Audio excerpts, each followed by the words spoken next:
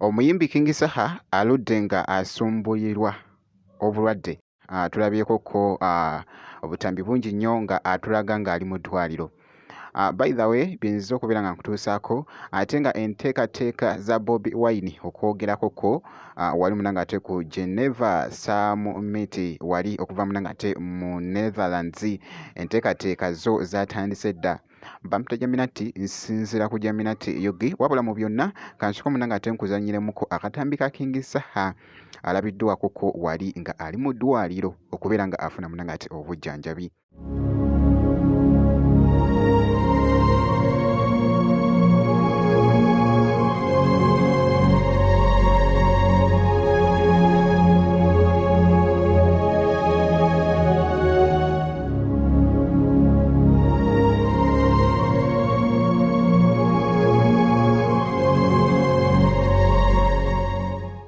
Bambi katongere ate omusabira munanga ate asobole okutereera bulungi nnyo era nga bw'olabye ffe weetuli munanga ate okubeera nga tukutegeeza byonna ebinaafaayo wabula ku sayidi y'emu enteekateeka za Bobi Wine ziyite munnange Geneva Summit okuva munanga ate wali mu Netherlands. Bannayuganda tambuza vidiyo anti nze mba nzize kulabisa kati gwe mulimu gw'okugituusa ku muntu wa wansi. Nakoze vidiyo ya Geneva Summit for Human Rights and Democracy mwagitambuza njogere ekonye 1M. Kati zino diversion zonna ze mulaba ziriwo zino batya lunaku luno nga 18 olunaku lugenda bba lwakusatu lwe lwenkya. Kyantegeddeko ne internet bayinza ogibajjako. Kati zino diversion ze mulaba omuli kitabani kya gundi sima kize kigeye muzeeyi sima tujja muleeta nga mulema 231 oba ekisajja kyabuuka ttalo lya busiru teryamanyi buno buvidiyo bwa zoganya bwe bwatadde oba bwonna tetubuwadde ki tensioni olunaku lwankya tugenda mulabisa worldwide.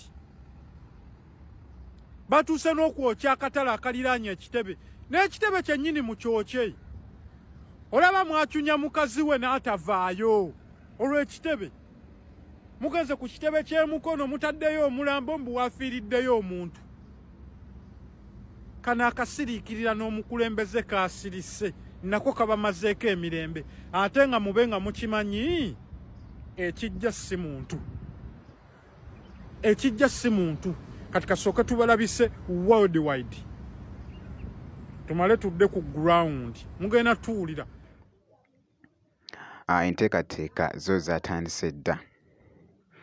Information ekyagendera ddala munanga ate evayiro okwetooloola munanga ate emikutu egy'enjawulo kw'ossa n'obutambi obw'enjawulo bakyagenda mu maaso munanga ate abawagizi ba Bobi Wine nga bakyabuli postinga era nga boogezako munanga ate okulaba akatambi ako nako kabadde kakutte munanga ate etabbu bali mu kumisinga bitya munanga ate omukulu Bobi Wine bamwesunze okubeera nga agenda kwogerako eri ensi yonna okuva wali munanga ate ku Geneva Summit.